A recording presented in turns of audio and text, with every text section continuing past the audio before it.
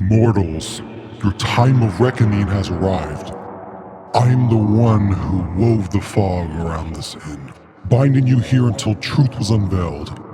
Or until dawn, because that was the clause in our agreement. Many among you had quarrels with Milton Moneybags.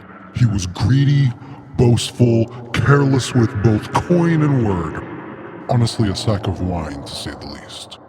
And yet, only one of you let desperation sharpen into murder. They were denied a place on the voyage to the Forsaken Isles, and so, hunger for treasure twisted their heart.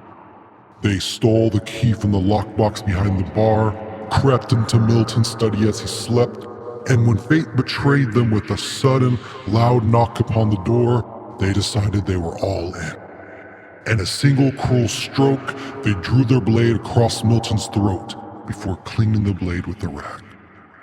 They left the room, locked with the treasure map pocketed, along with a page torn out from Milton's journal that could easily frame someone. After that, they discreetly slid a knife into the kitchen and planted the bloody rag in the dining room. Next, with sleight of hand, they took a fellow quester's room key and tossed it into the fireplace along with the spare key to the study. Just to muddy the waters further, they swiped another sleeping traveler's room key and threw it into the fire as well. And then, right before attempting to leave, they placed a crumpled up journal page into a wastebasket near the front door. However, they immediately discovered that the door was magically sealed. Trapped, but with an already thought out contingency plan, they knew they would have to play innocent for the night, until the framed suspect was inevitably caught. But eventually, all fog clears, and the truth most certainly emerges. That is why I know that the murderer among you is Percy Snatch.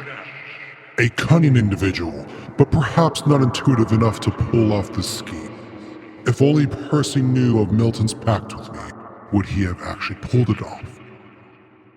Good work, travelers. Since this crime was committed in the Prevalous territory, justice belongs to the Prevalous kingdom. Percy Snatch, you will be teleported away from this place and cast into the king's dungeon until the day of your trial, where your sentence will be determined. Any final words, scoundrel? Very well. The time has come.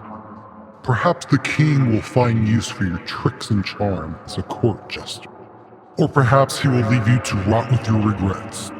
Of course, probation is a slight possibility based on a rogue behavioral agreement, but I guess we'll see.